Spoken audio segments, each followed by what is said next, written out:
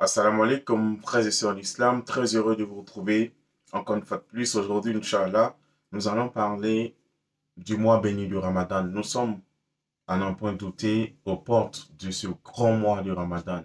Il faut savoir déjà que le mois du Ramadan est un mois béni, ne fait pas partie des mois sacrés, mais c'est un mois béni. C'est le mois durant lequel le Coran a été révélé au prophète Mohammed sallallahu alayhi wa sallam et adressé à tout le monde entier. Mes frères et sœurs en islam, c'est un mois de pénitence, c'est un mois de repentance, c'est un mois de rapprochement avec notre Seigneur, Allah subhanahu wa ta'ala.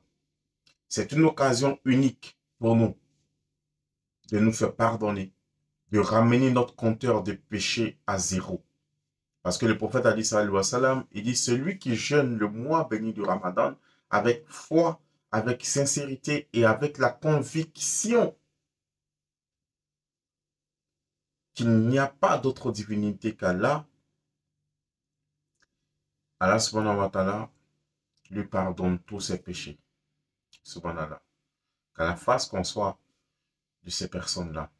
Mais frères en islam, malheureusement, beaucoup de personnes, lorsqu'on va rentrer dans le mois béni du Ramadan, ces personnes-là ne savent pas la grandeur de ce mois-là. C'est pourquoi ils inventent des maladies. D'autres vont devenir des hypertendus, des diabétiques, tout ça, pour ne pas jeûner le mois béni du Ramadan. Il faut savoir que ce mois béni du Ramadan, là, c'est une chance pour chacun d'entre nous. Si on est encore vivant, que ce mois béni-là nous trouve en vie et en bonne santé, c'est une chance. Wallahi. Pendant le mois béni du Ramadan, Allah subhanahu wa ta'ala, il ferme toutes les portes de l'enfer. Et le diable est enchaîné. Subhanallah. C'est un grand mois.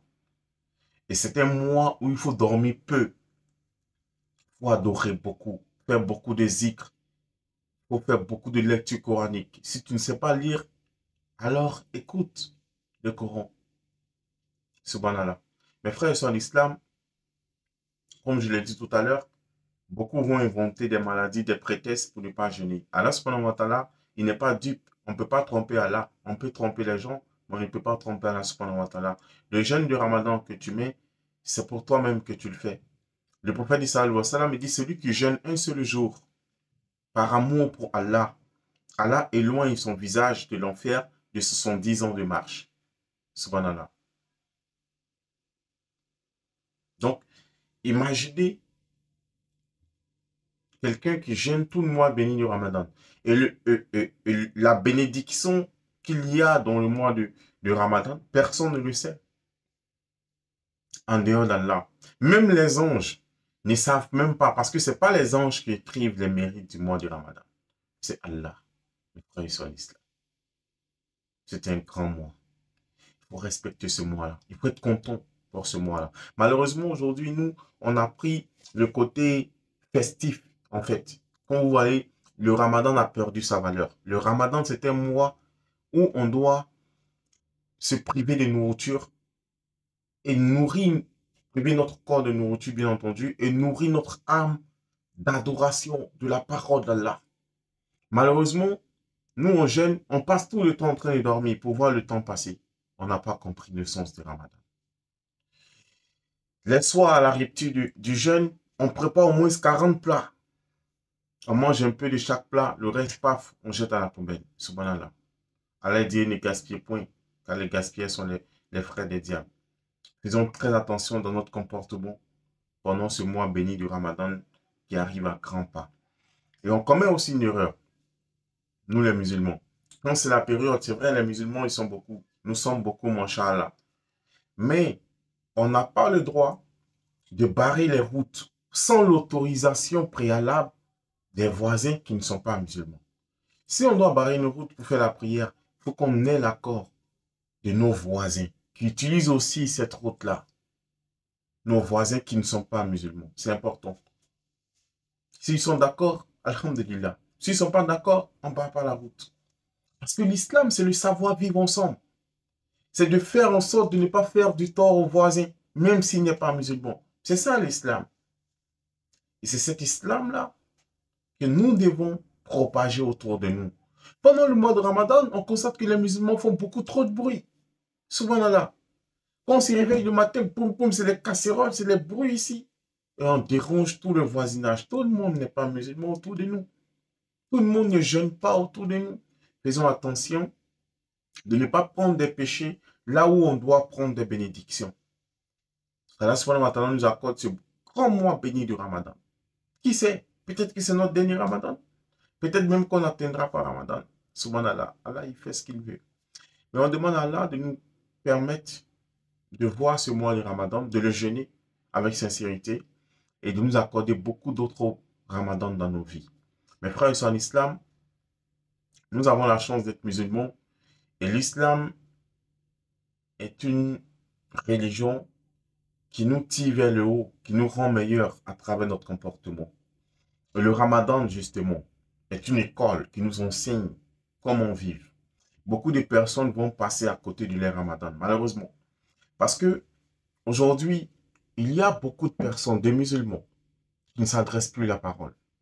Alors que le prophète a dit ça, il dit celui qui fait plus de 3 jours sous l'effet de la colère, qui n'adresse plus la parole à son frère, ses œuvres ne sont plus acceptées. Allah n'accepte plus ses prières, il n'accepte plus ses jeûnes, il n'accepte plus ses zakats, il n'accepte plus son pèlerinage. Aucune œuvre de lui ne sera acceptée d'Allah jusqu'à ce qu'il se réconcilie avec cette personne.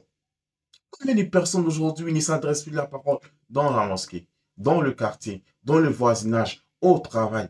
On ne se parle plus. Et on pense être musulman, on pense que nos œuvres seront acceptées. Non, c'est l'endroit ici, pour moi, de lancer un appel à tous mes frères, à toutes mes sœurs, de se réconcilier. Parce que Allah dit dans le Coran, et la réconciliation est meilleure, si vous saviez.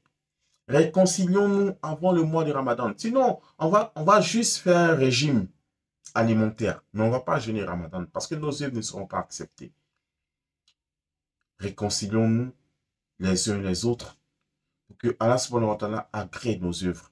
Et il y a une catégorie de personnes aussi dont le jeûne de Ramadan ne sera pas accepté. C'est celui-là qui a encouru la colère de ses parents et la colère d'Allah subhanahu wa ta'ala. Subhanallah. Quelles sont ces personnes?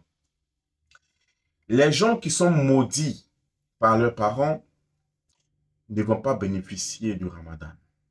C'est pourquoi il faut dès maintenant se réconcilier avec son père, avec sa mère.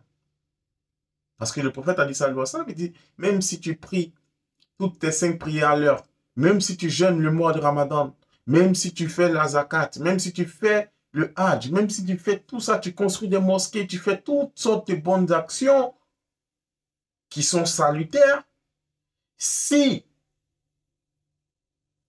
tu ne fais pas ce qui apaise le cœur de tes parents, si tu n'es pas un bon enfant pour tes parents, si tu es un rebelle pour tes parents, tu es désobéissant, tu es un mauvais enfant, Allah subhanahu wa ta'ala n'accepte pas tes œuvres. C'est zéro.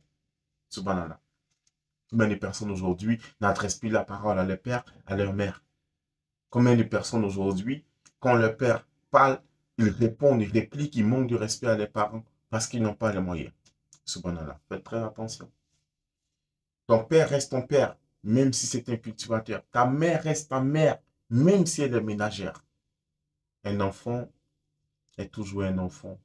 Doit chercher la bénédiction de ses parents. Et Allah dit dans le Coran, obéissez-moi et obéissez à vos parents. Subhanallah. Usez de bonté envers vos parents. Subhanallah.